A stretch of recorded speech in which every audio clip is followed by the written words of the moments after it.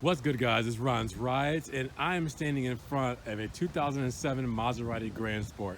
You don't see these often, and we took one in on trade because a guy has actually ordered a new Quattroporte, so he wanted to trade this in, and we have it here. So I just had to film it for you really quick because this is the 396 horsepower 4.2 liter V8, and it's just one of those cars that we're not going to see often.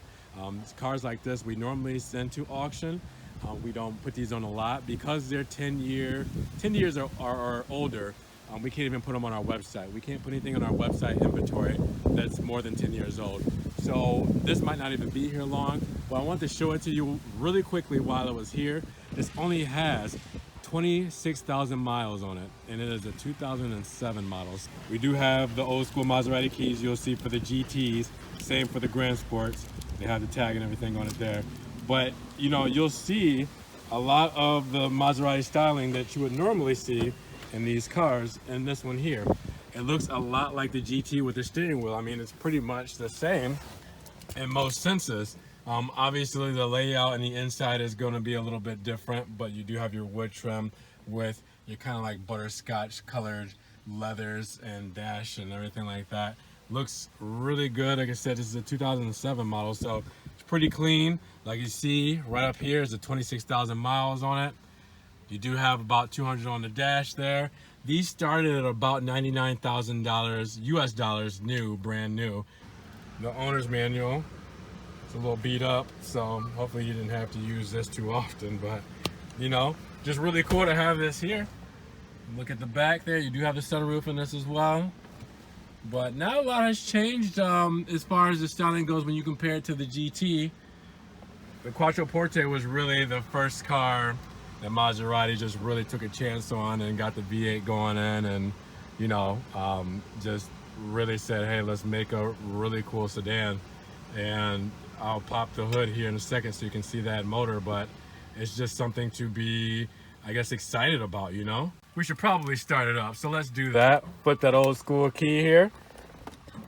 Put it in the ignition there as always. Put on the brake.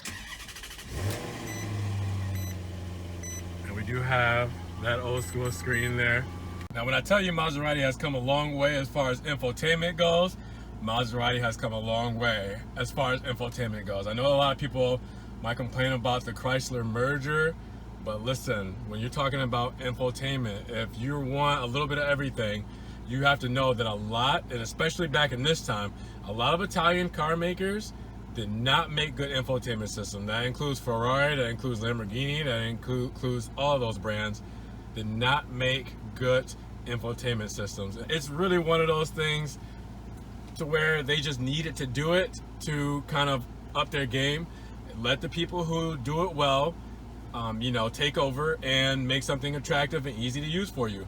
You outsource things that you don't have time to do, like cutting your lawn. Maybe you don't have time to cut your lawn, or you're not good at landscaping around your house. You outsource. You get a professional that will do it, and you'll partner up, pay them. They'll make your lawn look beautiful. You know, kind of like a metaphor for this. This is one of those things to where they partnered up with Chrysler. They made a beautiful Maserati touch control system based off of their Uconnect system, and it works out and it looks beautiful. Imagine having something like this in one of the newer cars. So you see where we've come as far as progression and all of this goes. Under the hood here is not as decorated as the GT's V8. You get the blue on the sides instead of the red. That's really cool to see. Just a little something different. Doesn't look as sporty or as sporty, obviously, but still the same V8. Just phenomenal car. I wish they still had naturally aspirated V8s. In today's QPs, we'll take obviously the twin turbos, but you know, it's just something about this engine is why Maserati kept it for so long in its models, because it was just something to be, I guess, desired for. It's something to really want in your models, and here it is right here in the flesh. All right, so I moved it forward a little bit just so I can get the rear of the car. I really like the body lines of this car. You know, I've seen them drive by in person, but I've never been kind of close to them right up front. and it's just cool to see the body lines because it reminds me of like a gangster movie vehicle, something that like, you know, any kind of like Italian mob boss would be driving. It's just such a classy but like, I guess, intimidating looking car. It's just really aggressive. You know, a lot of cars these days have gone for a more, I want to say like a rounder, softer look, where these edges are very, very, very intimidating and sharp. And it's just like maybe more of a boxy feel, but it's a good boxy feel. And I just really like the look from this angle. It just, like I said, it's very intimidating. I would love to see like an Italian mob movie where you see, you know, a boss just pulling up in one of these and getting let out of the back of the car with, you know, just kind of that classy suit. And it's just, I don't know, maybe I'm just imagining something, but this is how I feel when I see this car, especially from the rear. Stepping back in the car, you do have that Maserati side sill there. I mean, I'm just really, really, really impressed on how well the carpet and everything is. For it being such an older model, but like I said, it really hasn't been driven that much. You know, let's turn this down here, get the radio off. The only thing that you're showing wear and tear really on is the leather on the steering wheel. Other than that, it's pretty dope. You know, I can't complain. We're gonna give it a few blips just so you can kind of hear it from here.